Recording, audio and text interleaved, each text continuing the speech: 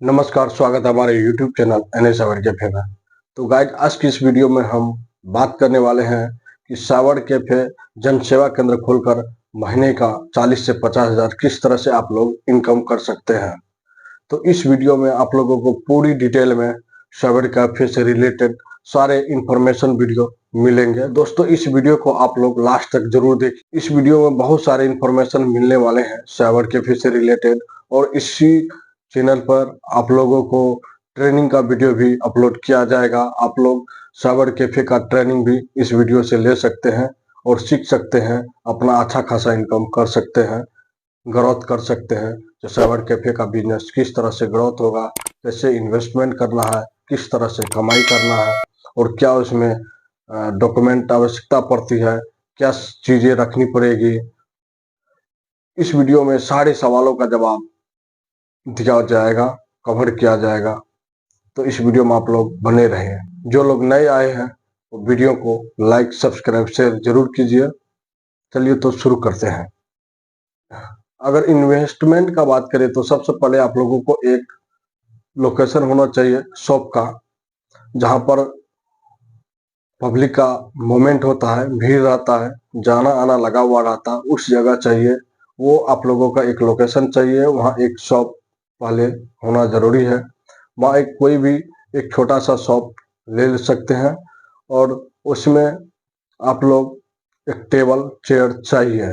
उसके बाद लैपटॉप या प्रिंटर, तो लैपटॉप प्रिंटर आप लोग ले सकते हैं। इसमें थोड़ा सा ज़्यादा बजट में नहीं जाना चाहिए, क्योंकि स्टार्टिंग दौर में सबसे पहले आप लोगों को नॉर्मल ही बजट में जाइए तो अच्छा रहेगा, क्योंकि बहुत सारे इन्वेस्टमेंट करना पड़ते हैं धीरे धीरे।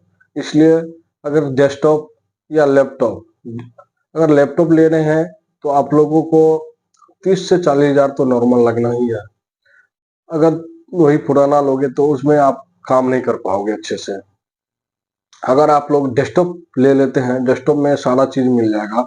डेस्कटॉप हो गया, मॉनिटर हो गया, ये डिस्प्ले 21 इंच या 19 इंच का मिल जाएगा उसमें। आप लोग ये लेना चाहते हैं तो आप लोगों को 10 से 12 हजार में नया कॉन्फ़िगरेशन में मिल जाएंगे। i3 का मिल जाएगा नया 10 से 12 हजार में, और वो बेहतर परफॉर्मेंस भी देगा और स्लो भी नहीं चलेगा। डेस्कटॉप फास्ट ही काम करेगा। लैपटॉप अगर लोगे तो उसमें थोड़ा स्लो ही चलेगा। इसलिए आप लोग पहले स्टार्टिंग दौर में डेस्कटॉप पे जाए। तो एक नंबर आप लोग डेस्कटॉप चूज कर लीजिए, 10 से 12 हजार में सारा कुछ मिल जाएगा उसमें। और सेकंड नंबर में प्रिंटर होना जरूरी है। प्रिंटर के बिना आप लोग कोई भी फॉर्म फिलअप करोगे तो उसका प्रिंट तो चाहिए, प्रिंट तो लेगा, तो इसलिए प्रिंटर होना जरूरी है। फोटो स्टेट करेंगे तो फोटो स्टेट के लिए प्रिंटर चाहिए, क्योंकि प्रिंटर लैपटॉप प्रिंटर जरूरी चीज है, या डेस्कटॉप। तो एक नंबर में डेस्कटॉप, दूसरा हो गया प्रिंटर। प्रिंटर आप लोग को मार्केट में 10 से 11 हजार 12 हजार मल्टी प्रिंटर मिल जाएगा। उसमें कलर भी है, उससे आप लोग फोटो भी बना सकते हैं।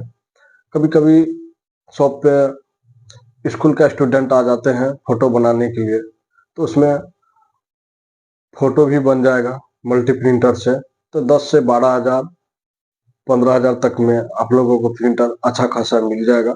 तो प्रिंटर आप लोग चूज कर लीजिए। और तीसरा नंबर है इन्वर्टर और बैटरी। इन्वर्टर बैटरी का बहुत इम्पोर्टेंट है शॉप में रखना, क्योंकि कभी कभी ऐसा होता है, हमारे साथ कभी कभी ऐसा हुआ है, जब हम काम कर रहे होते हैं उसी टाइम में लाइट कटता है। जब फॉर्म फिलअप कर रहे हैं, आधा भर दिए हैं, उस टाइम में लाइट कट जाएगा, फिर वहां पे प्रॉब्लम खड़ा हो जाता है। कभी कभी स्टूडेंट आ जाते हैं, इस कॉलेज स्टूडेंट स्कूल का, उस टाइम अगर स्टूडेंट का फोटो बना रहे होते हैं तो उसी टाइम में लाइट कट जाता है। तो इस तरह का परेशानी झेलना पड़ा है। तो आप लोग एक बैटरी और इन्वर्टर ले लीजिए, नॉर्मल में ही ले लीजिए, तब तक में चलेगा। उसके बाद आइए अगला, इंटरनेट कनेक्शन। इंटरनेट कनेक्शन बहुत जरूरी होता है, क्योंकि कोई भी फॉर्म फिलअप करोगे तो आप लोगों को इंटरनेट के बिना नहीं हो पाएगा। मोबाइल का वाईफाई से भी काम चला सकते हैं, अगर जिसके पास थोड़ा ज़्यादा बजट है, इंटरनेट कनेक्शन ले सकते हैं, जियो फाइबर लगा सकते हैं। जियो फाइबर का आप लोग को 2500, 3000, 4000 तक में लगभग कंप्लीट हो जाएगा, जियो फाइबर लगा देगा। अगर जिसके पास बजट नहीं है तो अपना मोबाइल है उसको उससे हॉटस्पॉट कनेक्ट करके आप लोग चला सकते हैं और फॉर्म फिलअप कर सकते हैं, ऑनलाइन कर सकते हैं। तो अगला चलिए CSC आईडी। CSC आईडी एक महत्वपूर्ण है। कोई लोग बोलते हैं कि CSC आईडी क्या है, इस बिना CSC आईडी का ये कर लेंगे, वो करते हैं। हम मानते हैं, बात को कर लेते हैं भाई, लेकिन उसमें अलग अलग आप लोग आईडी खरीदते हैं, अलग अलग इन्वेस्टमेंट करना पड़ता है, उसमें बहुत सारा कठिनाइयों का सामना करना पड़ता है। कभी कभी कूपन डालते हैं, अगर थोड़ा सा मिस फील्डिंग हुआ तो वो कूपन का पैसा आप लोगों को रिफंड नहीं आता है जल्दी। अगर CSC आईडी आपके पास है तो इसमें कोई घबराने वाली बात नहीं है। CSC आईडी लेने का कोई लंबा प्रोसेस नहीं है, बिल्कुल नॉर्मल है, कोई भी ले सकते हैं, आराम से कमाई अच्छा खासा इनकम कर सकते हैं CSC आईडी लेके। CSC आईडी अगर ले लिए, इसमें सारे जितना भी ऑनलाइन का है प्लेटफॉर्म लगभग लगभग सब कवर आ जाता है इसमें। कभी कभी ऐसा होता है, मान चलिए अगर आपके पास BSNL का रिटेलर नहीं है, VI का रिटेलर नहीं है, तो इससे आप लोग रिचार्ज भी कर सकते हैं, बिजली बिल भी जमा कर सकते हैं, जन सेवा केंद्र चला सकते हैं आराम से। कभी कभी बहुत सारा सुविधा है CSC आईडी में। बहुत सारे लोग बोलते हैं कि जो पैन कार्ड का ये आईडी वो आईडी ले लें। ठीक है भाई, आप अपनी जगह पर ठीक है, लेकिन मेरे हिसाब से CSC आईडी बहुत इम्पोर्टेंट है। CSC आईडी होना जरूरी है सावर कैफे के लिए। एक CSC आईडी जनसेवा केंद्र बहुत इम्पोर्टेंट है, क्योंकि CSC आईडी लेने से आप सारा काम कर सकते हैं। LRC का पेंशन कर सकते हैं, PM किसान का काम कर सकते हैं। CSC आईडी अगर हो जाए तो आप APS भी काम कर सकते हैं, इसमें TGP दिया हुआ है, आप लोगों को अलग से आईडी नहीं लेना पड़ेगा। इससे आप पैसा निकासी कर सकते हैं, कैश विड्रॉल कर सकते हैं। अब अगला बात करेंगे लेमिनेशन मशीन।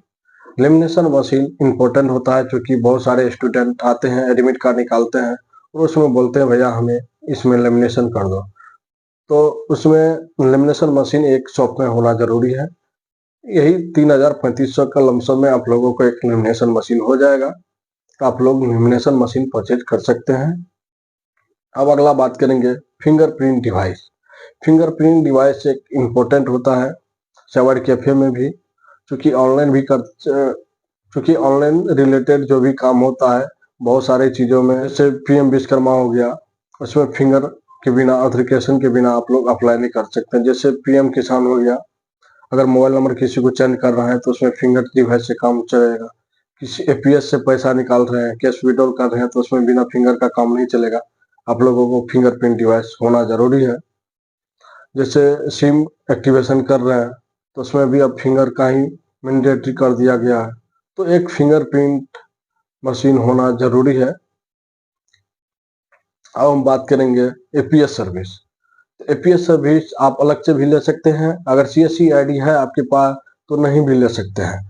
अगर नहीं है तो आप लोग AP नियर बाय हो गया, फिनो पेमेंट बैंक हो गया, एयरटेल पेमेंट बैंक हो गया, बैंकिट हो गया, ये सारी आईडी लेकर आप APS का काम कर सकते हैं। अब अगला हम बात करेंगे रिटेलर आईडी।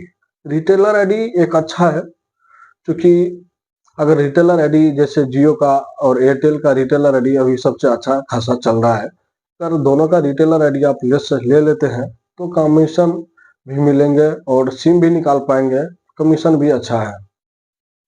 जियो का रिटेलर आईडी लेने के लिए कोई ज़्यादा रिक्वायरमेंट भी नहीं लगता है, उसमें पैन कार्ड, आधार कार्ड, एक सिम चाहिए जियो का फ्रेश सिम, और एफिडेविट भी लगवाना पड़ता है। वो देके आप लोग जियो जहाँ केयर होता है वहाँ पे जाके संपर्क कर सकते हैं और वहाँ डॉक्यूमेंट देके 4 से 5 दिन के अंदर वेरिफिकेशन होके आप लोगों का रिटेलर आईडी मिल जाता है, और उससे आप लोग मोबाइल का ईजी भी कर सकते हैं, रिचार्ज भी कर सकते हैं और सिम भी एक्टिवेशन कर सकते हैं। एक सिम एक्टिवेशन करने में 60, 70, 80, 100 रुपया ऐसे इनकम मिल जाता है। तो आप लोग एक रिटेलर आईडी ले लेते हैं तो अच्छा इनकम का ग्रोथ हो जाता है। बात करेंगे एयरटेल का रिटेलर आईडी। एयरटेल का रिटेलर आईडी में ये जियो का रिटेलर आईडी से अच्छा एयरटेल का रिटेलर आईडी में कमीशन है अभी की दौर में। क्योंकि कोई कोई नंबर पे एक ऐसा होता है जो अगर हम रिचार्ज करते हैं तो उसमें किसी किसी में 15% का कमीशन मिल जाता है, किसी में 3.5%, 5% इस तरह से कमीशन मिलता है। तो कभी कभी रिचार्ज करने में भी अच्छा खासा इनकम हो जाता है और आप लोग सिम को भी एक्टिवेशन कर सकते हैं। अगर महीने में 6-7 MNP मार दिए तो उसमें आप लोगों का एक फ्री में रिचार्ज भी हो जाता है, उसमें रिचार्ज भी नहीं करना पड़ेगा उस सिम का। तो ये अच्छा बेनिफिट है और खोया हुआ सिम को भी निकाल सकते हैं एयरटेल का। तो ये बहुत अच्छा बेनिफिट है। मैं सजेस्ट करूंगा आप लोगों को जो एयरटेल और BSNL तो अभी मार्केट में चल रहा है, लेकिन उसका नेटवर्क का कनेक्टिविटी थोड़ा अच्छा नहीं है। इसी कारण से लोग BSNL तो ले लेते हैं, फिर उसको एयरटेल या जियो में पोर्ट करवाना पड़ता है। तो सबसे पहले आप लोग एयरटेल और जियो का रिटेलर आईडी ले ले तो अच्छा रहेगा और इनकम भी थोड़ा अच्छा आएगा, ग्रोथ भी होगा। तो फिर अगले वीडियो में आप लोगों को हम कोशिश करेंगे जो ऑनलाइन से रिलेटेड, जैसे आधार कार्ड को प्रिंट कैसे करना है, किस साइज में आधार कार्ड को निकालना है, डाउनलोड किस तरह से करना है, पैन कार्ड किस तरह से बनाना है, ये सारे वीडियो आप लोगों को नेक्स्ट वीडियो में आएगा। और आप लोगों को ये सावर कैफे से रिलेटेड फुल ट्रेनिंग वीडियो मिल जाएंगे। आप लोग इस चैनल से के माध्यम से पूरा सावर कैफे का बिजनेस चलाने के लिए सीख पाएंगे बिल्कुल आसान तरीके से। तो आप लोग इस चैनल को ज्वाइन कर ले। फिर मिलते हैं नेक्स्ट वीडियो में, तब तक के लिए जय हिंद।